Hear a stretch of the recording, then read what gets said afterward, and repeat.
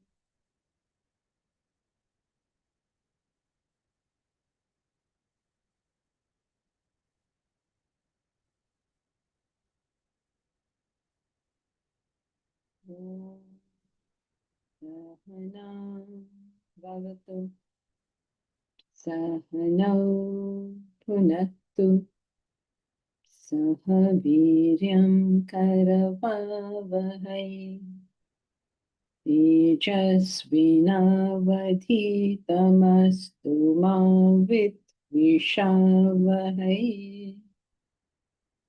Om Shanti Shanti.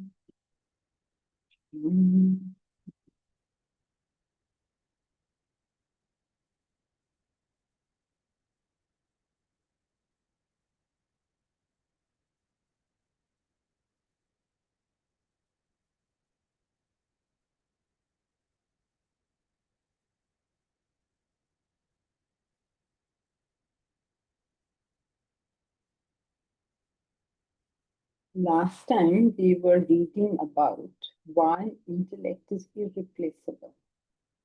It is irreplaceable firstly because being prescriptive is going to be so much more difficult. So much more difficult. It's going to be so difficult. Even today now we see Bhavna. Suppose we tell her, Bhavna, you must do BA or BSc or BCom. I mean, she'll say, no, I have so many options. Why am I to get stuck with your options? Now imagine Bhavna's children. Bhavna will say, beta, इतना दूर जाने की क्या जरूरत है? Why don't you study on Earth? What is wrong with Earth? Why do you have to go to Mars to study? This is how she'll be talking to her children. Isn't it, Bhavna? Be prepared. Nowadays, people, mothers and fathers say, oh, why are you going to US to study? You can study in India. That time you will be telling your children, why are you going to Mars to study? You can study on planet Earth. I mean, so tough, right? How now will you, and Bhavna's grandchildren? I don't think we can even conceive what their options are going to be. So how are we going to prescribe anything for anybody? All we can say is, excuse me, all we can tell people is learn to build an intellect. That's all we have to offer you. Now, because all of life is based on the choices you make.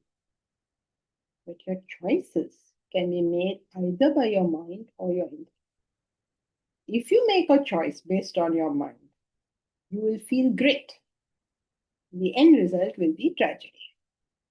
If you make a choice based on your intellect, whatever you do, at least you're doing with your eyes open.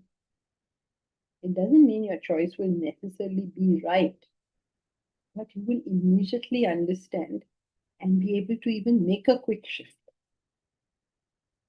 And as your intellect gets better and better, you will make better and better choices.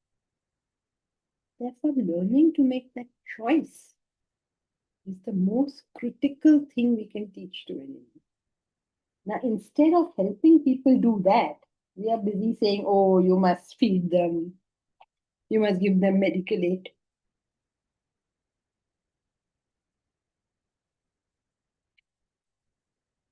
Excuse me for a minute.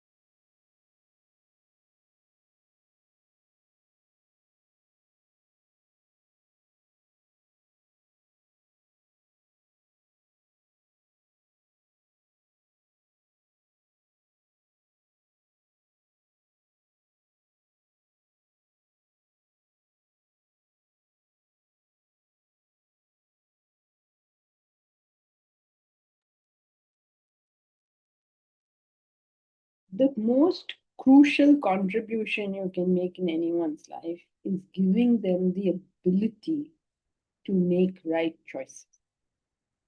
You're not determining their choice, you're just giving them the ability to be able to take the data, analyze it, determine what is in the welfare and best interest of all parties concerned, and execute that choice. This is the single most important thing any human being can learn. But instead of working on this one thing, we think, oh no, we should give money to for people to eat, or somebody has got cancer, so let us give money for cancer patients. I'm not suggesting that we shouldn't give money. The poor person will be dead. What will you teach them to think? I'm not suggesting you shouldn't. The, the point is, do you realize the importance of this? What action you take is your business. But the role of philosophy is to at least get us our perceptions right. What is it? If I want to do service, what is the greatest service I can do? Um, I mean, so many people out of classes, In one sense, I'm proud of them that they attend Vedanta classes, and then many of them have taken to helping other people, maybe giving them food or primary education, or one I know who's helping cancer patients. Very proud of them in the sense that they've all become unselfish. But sad that we were not able to communicate that, yes, I mean, no, I mean, of course, that's wonderful, please do it. But that you don't get the idea that the reason you are now doing all this noble work is because you learned this. So if you can do something to help other people learn this, there will not be one noble person helping. There will be all of us doing good work. So this is a little difficult thing to understand, because even when we ask people for donation or anything, they'll always tell you and feel very justified that no, we don't do all this. This is not for poor people. How many times people have said, who are the poor people you're going to benefit? Well, I would like to say, well, we will benefit a lot more poor people than when you are giving monetary aid. because we will create people who will work to not have poor people. There won't be poor people if we people did not take additional resources. We are abusing the resources, and therefore there are poor people. The poor things cannot take it back from us. So we only stop doing these abusive practices. So yeah, everybody will be fine. There's plenty here for everybody. Nobody needs to really be poor. So learning all these things benefit for those with poor intellect. I didn't understand, Mahit. What do you mean? Sorry, what I meant was that the poor we are benefiting are those who have a poor intellect. So the poverty was that. Yes. So we try to talk about these ideas and hope that somebody will have buy into them. So this kind of education is the gift of progress for everybody. Imagine that if people are in intellect, you don't need to help them. They'll help themselves. That's the difference between creating people who want jobs and creating people who have the initiative to create jobs. I mean, can you imagine if someone comes to Vedanta University and says, what are my career prospects after doing this? And our answer is, please don't join. This is not for you. You don't have career prospects and nonsense career prospects. If you can't see it, nobody's going to be able to teach you what it is. So, if we are able to do this, get the intellect going in society, we won't be able to do it to all, but even 5% of the people in this world have an intellect. Can you imagine? This intellect is irreplaceable. Irreplaceable. Every aspect of human life will improve. Well, that's what was happening in India many long time ago. But what other example do we have? Imagine having a developed country that's also happy. Amazing, amazing achievement. A country that's at the peak of development and its people are the most welcoming, the most loving, happy.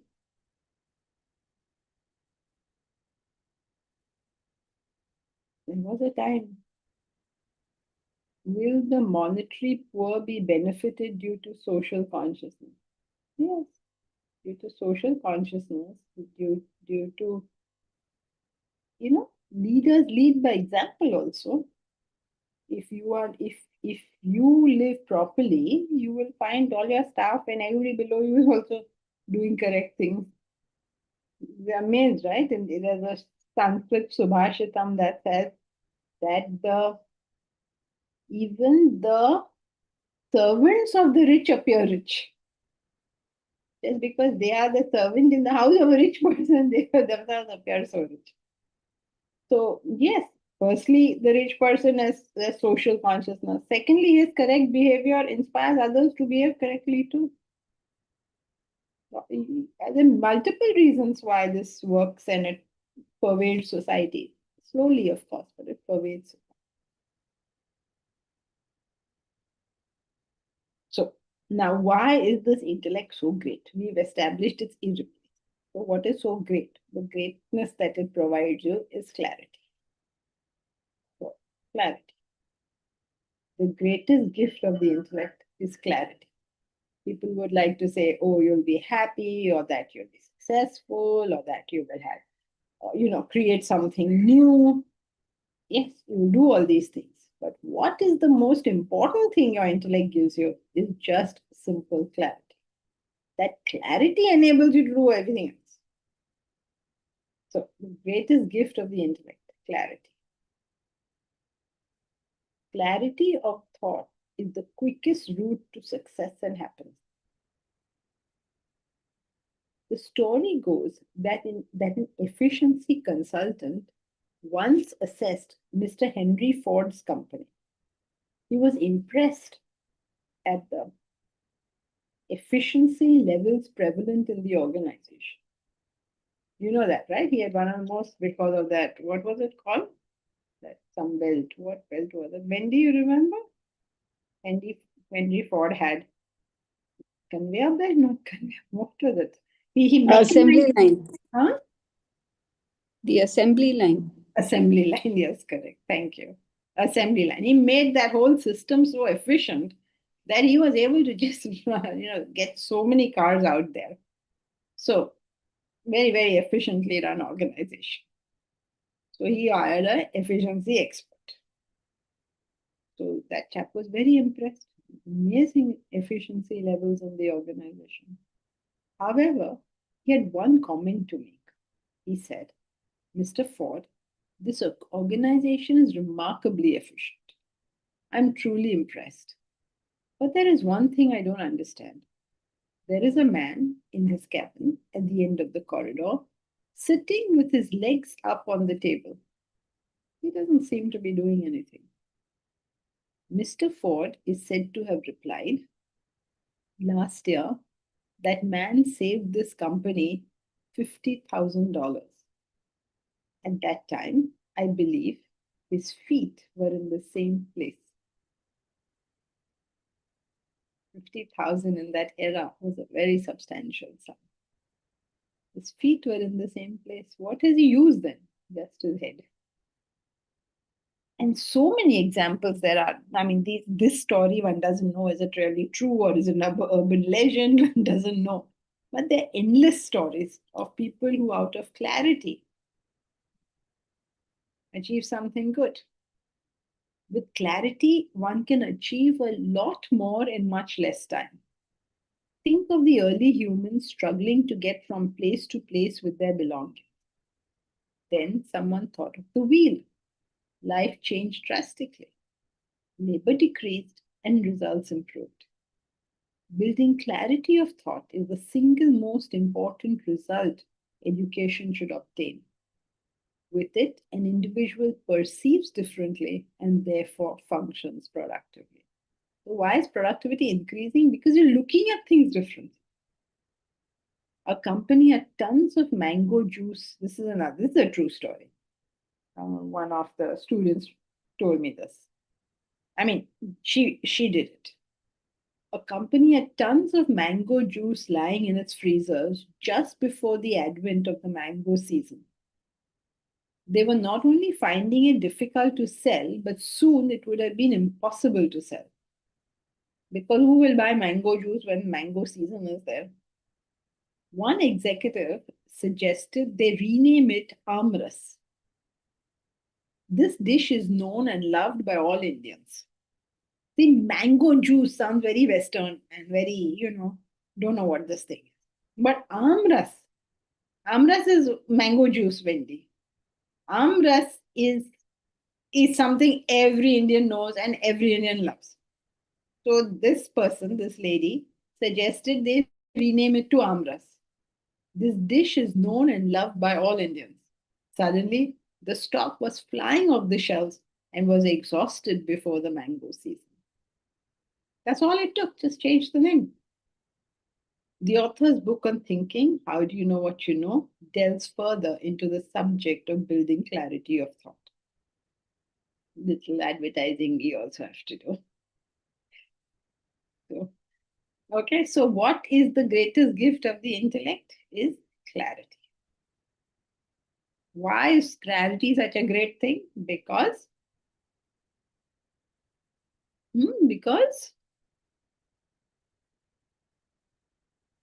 everything springs from clarity of thought. Okay, but so why is it? Because it helps us to make the right choices. Efficiency. Say that again, Jayashree. Efficiency. Say it fully and properly.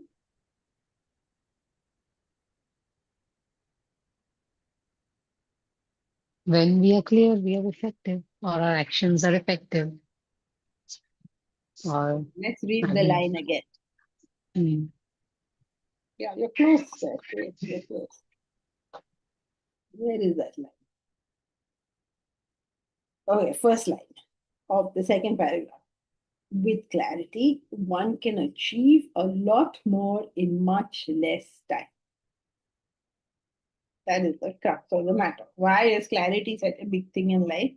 Because you get the same result, but you take less time. Even in an IQ test, how do they count your IQ? If they give you enough time, you will answer every question. The thing is, can you do it quickly?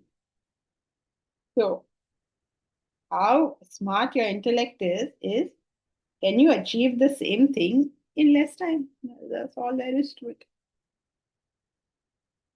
Whatever it is you're doing, whether it's a negotiation, you're building a product, you're starting a company, whatever or not, a clear person will do the same thing in less time because of his clarity. Okay, let's continue. Prerna, are you new to the class?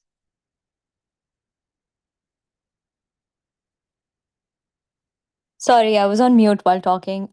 Yes, I am. I actually am based in the US, so I couldn't join the other ones. And today's timing worked out. I woke up and I saw that, oh, the timing works. This class's timing worked out, so I joined. Nice. How did you know I about it?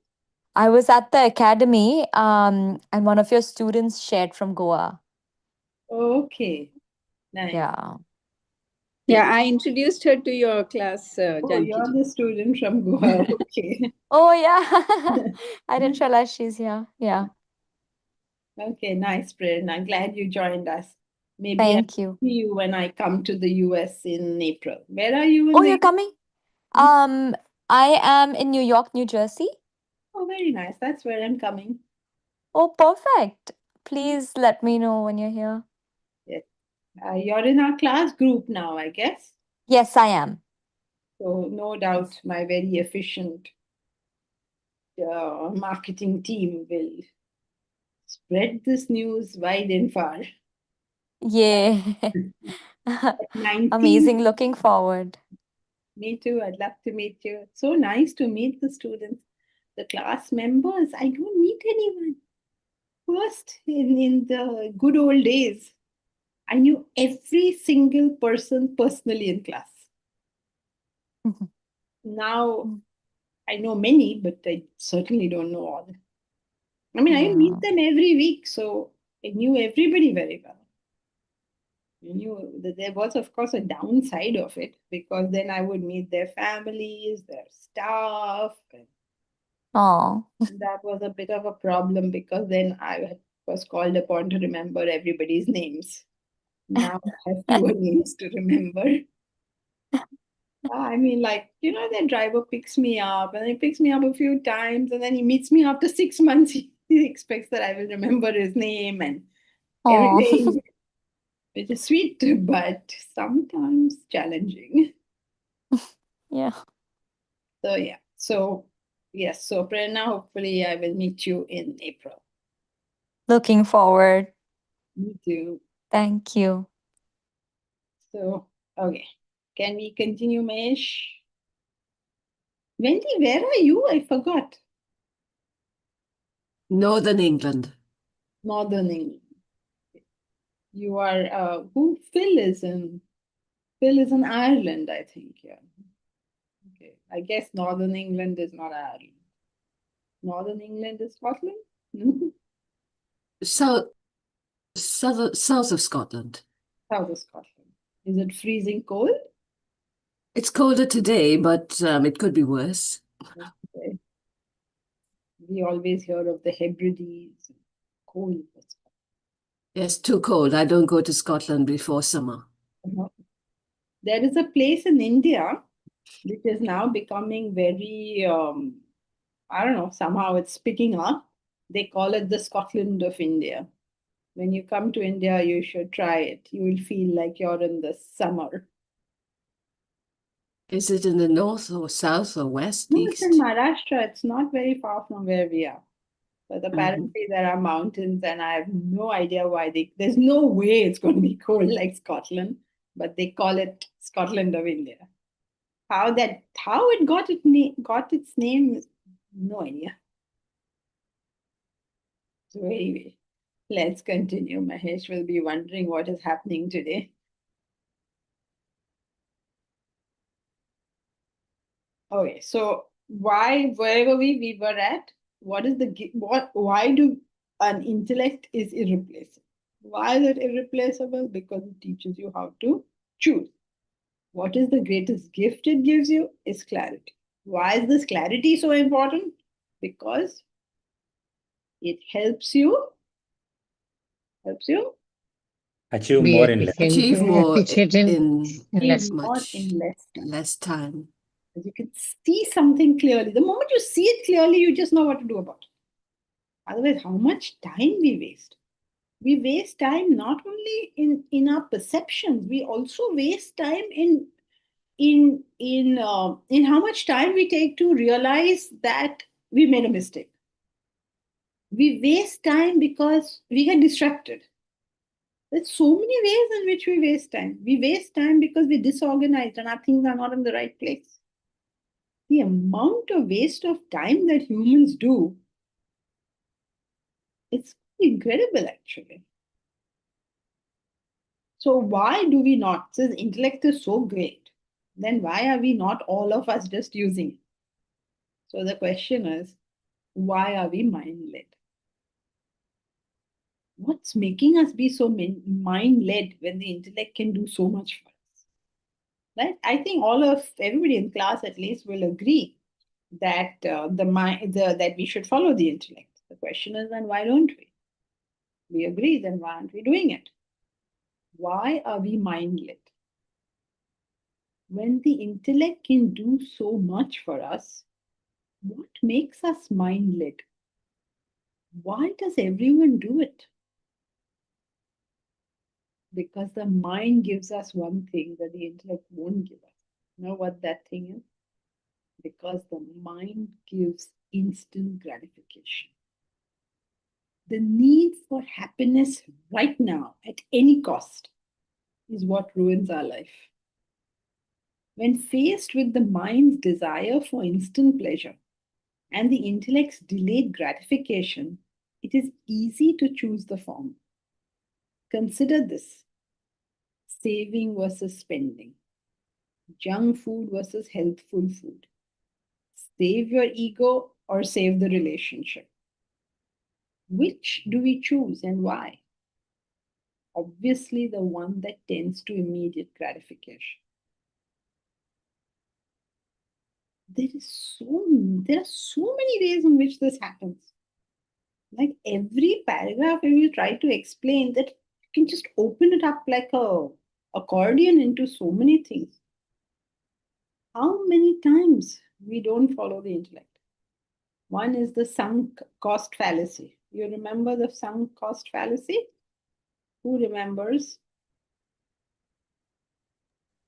You've already put in a lot Problem of. everything. Something has to be remembered. What is the sunk cost fallacy?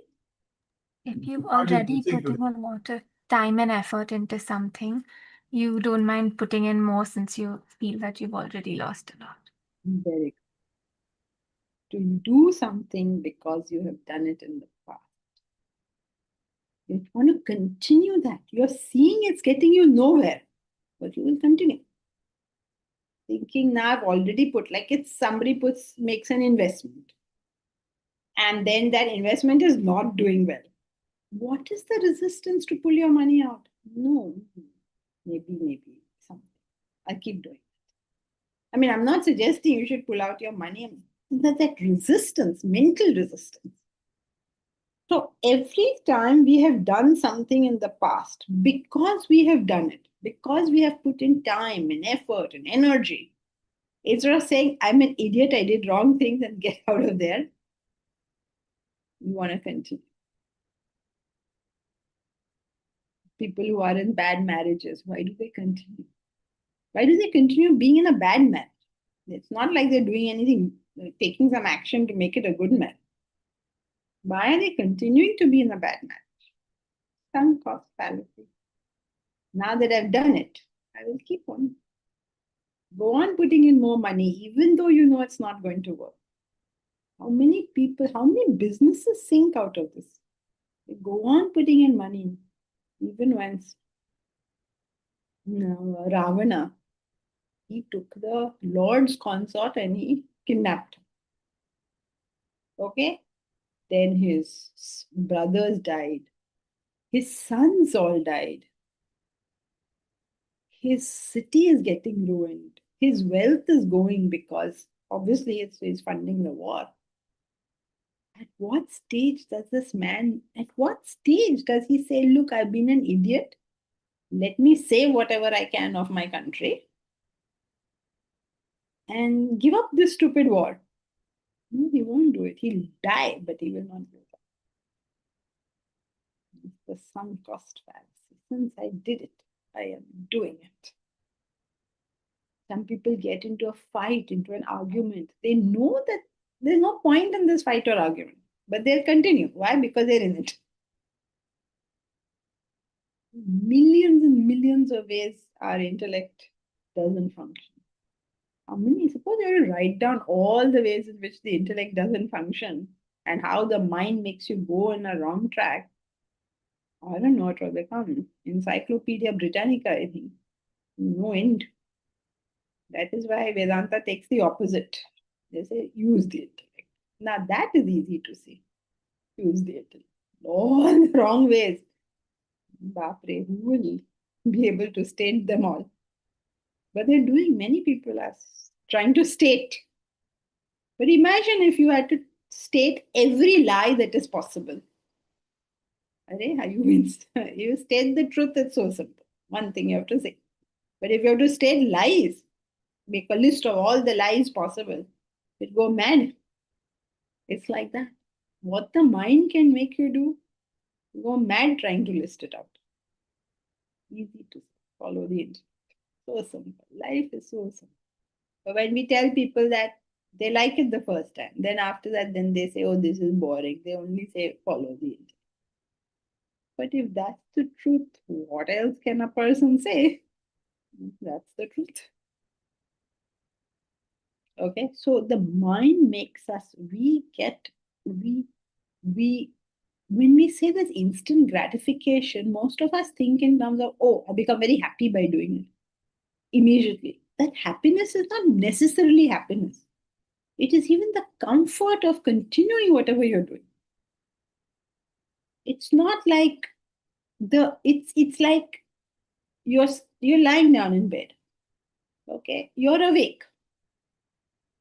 Something in you is telling you, get up, go for a walk, do your studies. It's telling you that. But now I'm in bed. Just continue being here. We're watching television. Something is telling you, get up and go to bed. You have to get up tomorrow morning. But just continue. Just continue. So when we say instant gratification, it's not only like, oh my God, he became so happy. People continue in their sorrows. It's not like they're continuing in joy, they're continuing in sorrow. But it's a comfortable, very comfortable. And if you don't believe me, go to somebody who you think is unhappy, give them a solution to their problem and see what happens. Comfort, very, very comfortable. So how the mind functions is not like, when we say the mind gives you instant gratification, it's not like that means you're happy. That just means that in your choice, this is more pleasurable to you than that. That's all it really means. Thousands and thousands of examples. You want to give some examples? So that everyone can listen to a fresh example. Same boring examples you listen from one person. So you all must be so bored. Same person have to listen each time. Somebody else gives some nice example.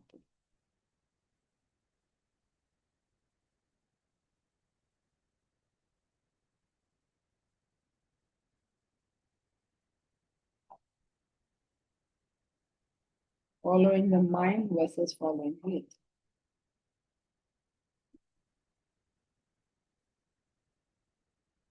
What happened? One example at least, somebody all want to sleep? Is losing weight an option? You're not, you have to lose weight, your intellect tells you you have to, but you just prefer to continue in the same. Yes. Any health issue, you'd rather continue with your health issue rather than do something about it. Discomfort. I'm comfortable with this, and I'm not comfortable with that. I like this, I don't like that. I'm conditioned to think in a particular way. I don't want to get out of that conditioning. So many examples.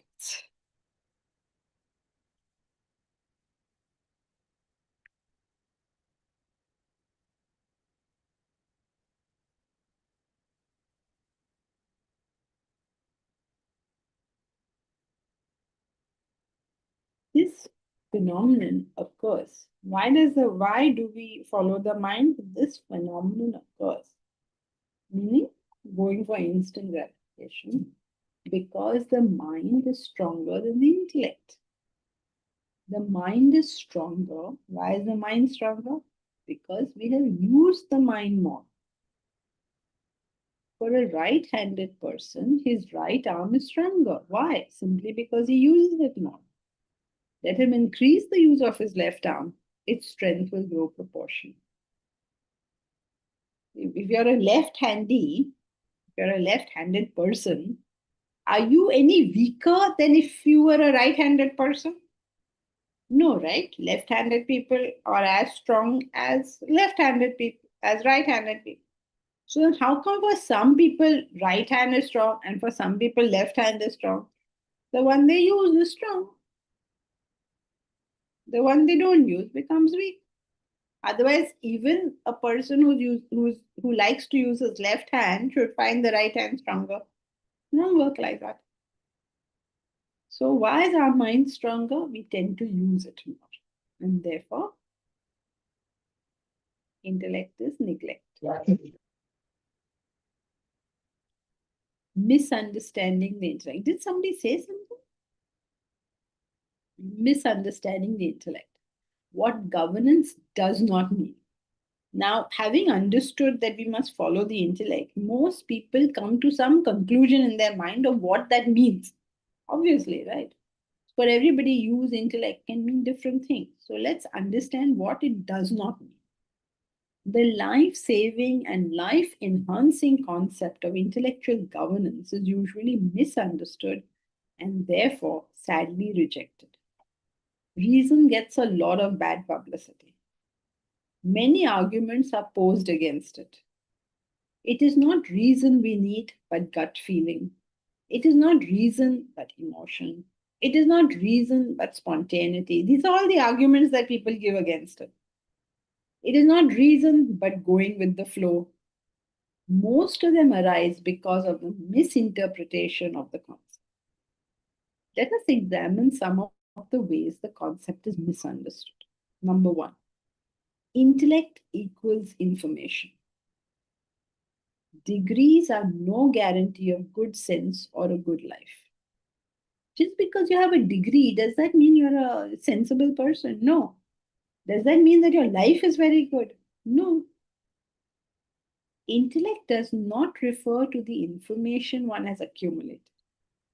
A better educated person does not necessarily have a better intellect. Please note the word necessarily. There's a better chance. If you're educated, you have a better chance. But it's just a better chance, not necessarily so. Some of the world's most intelligent people are devoid of intellect. Now, how do you understand this? Just look at the news that is there in the papers, the most intelligent, the smartest, the richest. All sorts of information is coming out about them. What is this? This is what you can be very smart and still not have an intellect. Some of the world's most intelligent people are devoid of intellect. Intelligence refers to accumulated information. When a person knows a lot, we call him intelligent. Intellect is our capacity to use that information at the relevant time and place. Doing an MBBS gives intelligence in the medical field, but knowing how to diagnose and cure requires an intellect. Everybody come out of MBBS, they have the same information, but they're not all going to be equally good doctors. All the engineers coming out have all learned the same stuff, but they're not all equally good engineers. Emotions are nullified. Second way we misunderstand intellect is we think having an intellect means you don't have any emotion. Emotions are nullified. Using the intellect does not mean being devoid of emotions, being cold or callous. Not having emotions makes one like a plant or stone or a machine. Humans cannot aspire to that. The dignity of a human being is to have emotions, noble, fine emotions, but to behave according to the discrimination of the intellect. Being intellect driven is not being coldly rational like Mr. Spock of Star Trek. Everybody is familiar with Mr. Spock, Star Trek. That is not what we call intellect. It takes into consideration. Bhavna, you know Star Trek? No. Yes, so across so many generations that it's difficult now to give examples also. Bhavna, you see Star Trek on YouTube, I'm sure it will be there. There is this gentleman there. There is the captain. He's the guy with the intellect. And there is Mr. Spock. He's the guy with the ears. He has ears here. Okay? He's very coldly rational. He doesn't have emotions. So people think that when you use the intellect, you'll become like Mr. Spock. No, you'll become like Kirk, dummy, not like Mr. Spock. Because Kirk is the one who's balanced. He takes decisions based on the circumstance, on the situation, on the emotions, on everything considered. He comes to a conclusion what to do. So he's the guy with the intellect, not Spock. Spock is just a cold computer who occasionally has some feelings. Okay, we look at. I have a question. So for like when we think of role models of like someone with a good intellect and people who we know around us, like, who are alive and all, do you have an example of someone we can look at and observe for good intellect? Because I know Shakespeare has been referred to a lot, but it's very difficult to know about it because he's not alive anymore.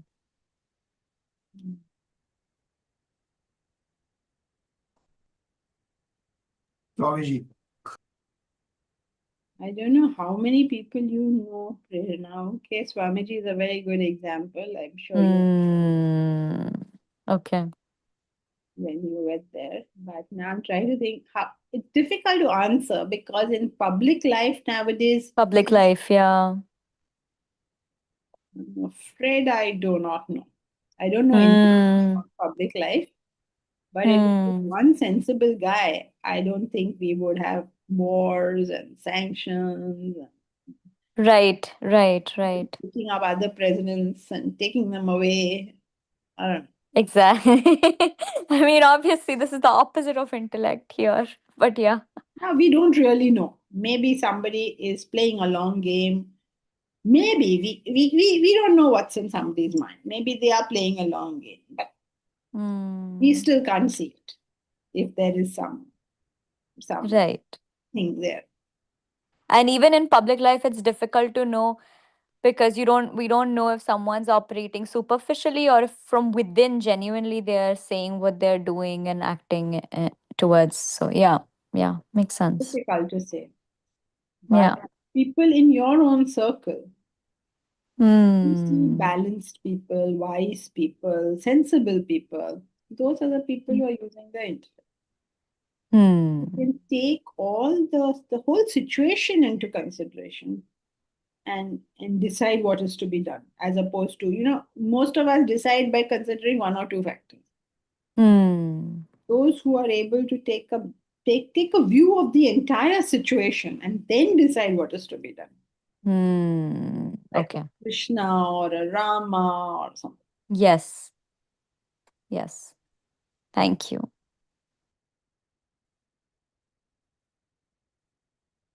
Somebody else had something.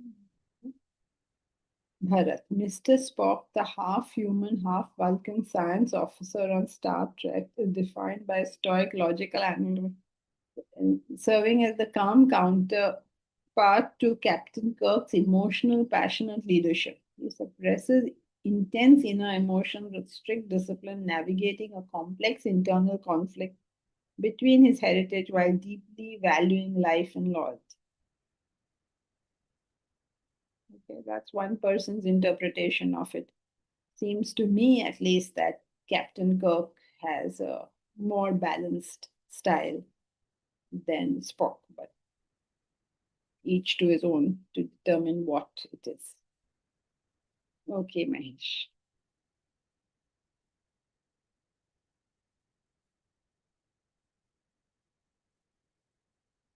The dignity of humans is to the dignity of a human is to have emotions, noble, fine emotions, but to behave according to the discrimination of the intellect. Being intellect driven is not being coldly rational like Mr. Spock of Star Trek. It takes into consideration all aspects of the situation, including the needs of the mind, one's own and others. See, our minds also have a need, right? You can't deny the need of that mind, either your own or somebody else's. You have to take it into consideration. You don't just reject it like how Spock does, just reject it. You have to determine whether you'll end up becoming frustrated and suppressed and frustrated and bitter if you ignore the demands of your mind. If you go along the demands of the mind completely, you will become indulgent and go crazy. So you have to determine how to navigate through all this. You means the intellect has to determine that. Applying the intellect does not mean being anti-emotions. It means filtering emotions before expressing. There's a difference between the two. In one case, you don't have an emotion. In the other, you have an emotion, but there's some filtration. Some people, they say there's no filters. Jo man mein aaya bolo. What comes into your mind comes onto your tongue. And then you get yourself into trouble. And you get yourself in trouble others also because you say something impulsively and you can hurt somebody very much. You have forgotten what was in your mind, you said and you went away, but that other person will remember it for the next 30 years and be hurt by it. You can't afford to do all these things. Whoa, I am very frank. I say whatever's in my mind. Okay, then you will hurt yourself and you will hurt others. There has to be some kind of filter, right? It means filtering emotions before expressing them. With the best of motives, one can unintentionally cause harm. It's a big thing in life. Sometimes very good people with the best of intentions manage to create a lot of harm and trouble and distress for others. Hence, it makes sense to pause before one executes an action, however benevolent it was meant to be. For instance, speaking the truth and being straightforward may be well intentioned, but one needs to perceive its effect on the other person. One may blurt out something and hurt the other, or else one speaks but no one pays heed. When we do it to our family, it is referred to as nagging. People in the family on and on repeating, why are you repeating yourself so much? And pleading that we only want their welfare falls on deaf ears. No, but I'm saying it for you. The person has run away. What are you? You've not achieved your goal, basically, if you go on, carry on like this. Emotions often are important markers. We cannot afford to neglect them. Dangerous situations may come to our cognition through fear. Have you noticed that? Sometimes there is a danger and you're feeling frightened, and the fright tells you that there is something here that I have to be careful about. So a dangerous situation may come to your cognition like that. Oh my gosh. I mean, I'm uncomfortable, basically. You have to check whether your discomfort is something you need to take cognition of. Lying individuals may be revealed because of an inherent distrust. Sometimes you meet somebody and you just feel, I don't think I can trust this person. It's just a feeling. You have no reason to think so. But you have to listen. You cannot just say, oh, no, I have no reason, I'll not listen. No, you have to pay attention. It doesn't mean that you distrust the person. It just means that your antenna are up. That's what it means. Something perfect feels good. Another very important thing. If it's perfect for you, you will feel good about it, right? Ignoring all feelings is not advantageous. The intellect considers them in decision making, but does not treat them as the sole factor. That's the important thing. What we do is we treat it as the sole factor. No, you register. Noted. Nowadays when you say something to somebody, then they send you back a message. When you send, okay, something, they send you back a message. Noted. So like that, we have to also, when our mind is feeling something, we have to also say noted. Taken cognizance of this. Okay, so we've done 2 ways we misunderstand. Third way. Any questions on these first 2 ways? It is not information. It is not neglect of emotion. Third one, spontaneity is lost. People believe that using the intellect would prove to be a strain.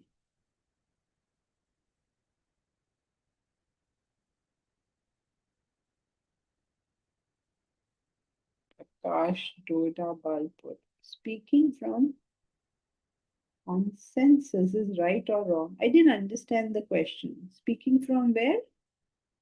From conscience. Maybe you mean conscience. Speaking from conscience is right or wrong? Well, the conscience should tell you what it's thinking, and should also tell you whether you should say it or not. You should be alert to what your conscience is saying. If you mean conscience, you should be alert to it. But yes, I know what my conscience is saying, but I have to now decide, am I supposed to say it or not? It's not always wise to say outside what you feel inside. Right? You don't go outside the house and say everything that you felt inside the house, right? If your spouse says something to you quietly, do you go and tell everybody? Then if your conscience says something quietly to you, why do you have to go and tell the whole world? You have to decide, is this information I need to give? And what am I trying to achieve by giving this information? Okay? Okay. Okay. So what does the word follow your conscience mean?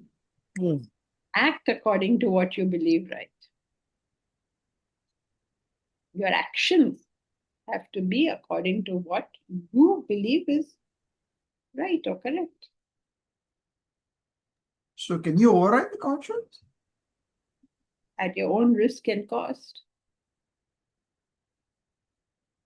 Why would you override your conscience?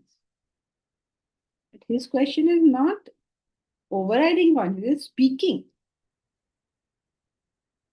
Do you need to speak whatever your conscience says? No, not necessary. If you don't tell the whole world what your spouse says, then why should you tell the whole world what your conscience says? You go do know whatever you think is correct.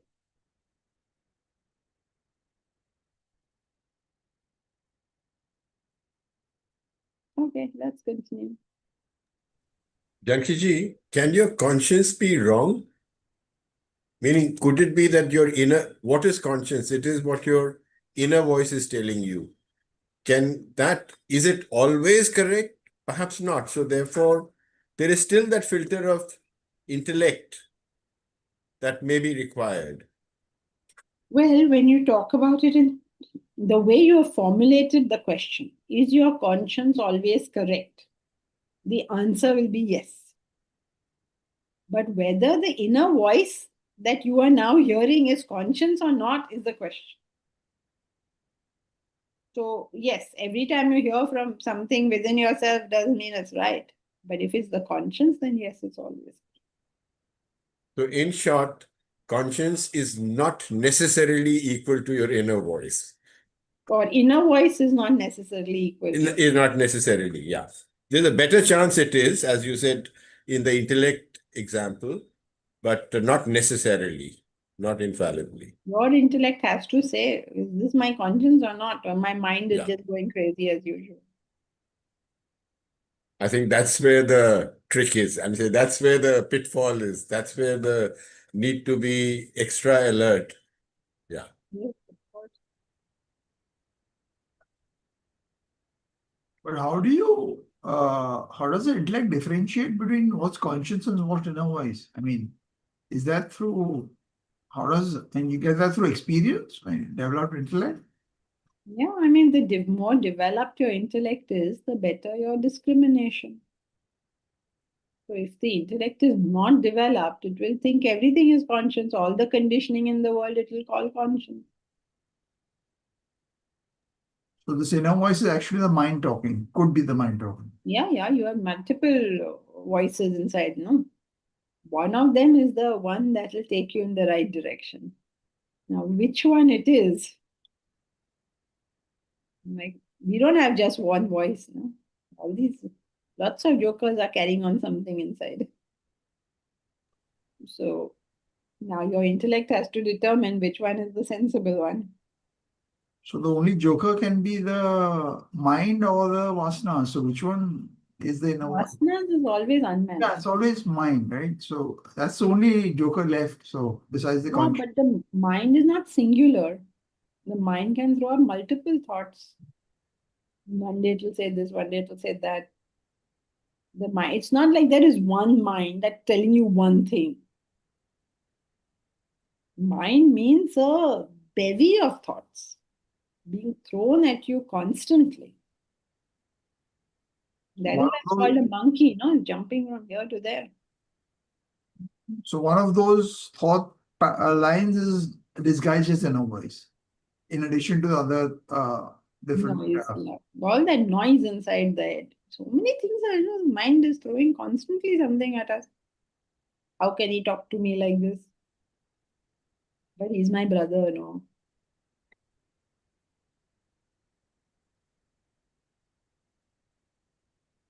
But that doesn't mean he can say anything he wants. Actually, he's very good. His wife is the problem. Wife is also not so bad. Her mother is the problem. Make up your mind.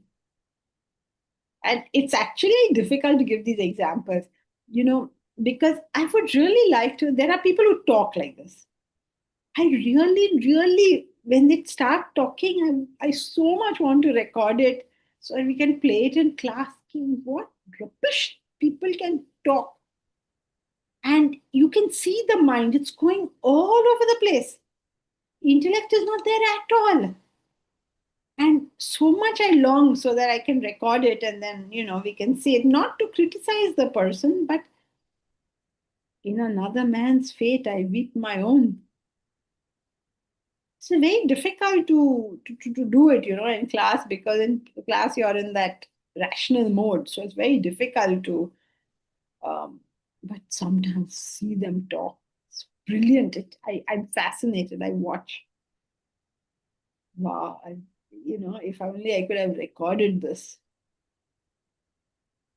But now you can also do, I mean, don't record people when they're talking rubbish, but you can see, na, kuch bhi, kaise bhi, what, anything. Literally anything they can say. Amazing. Vidushi. So you are doomed to fall to the level of your intellect.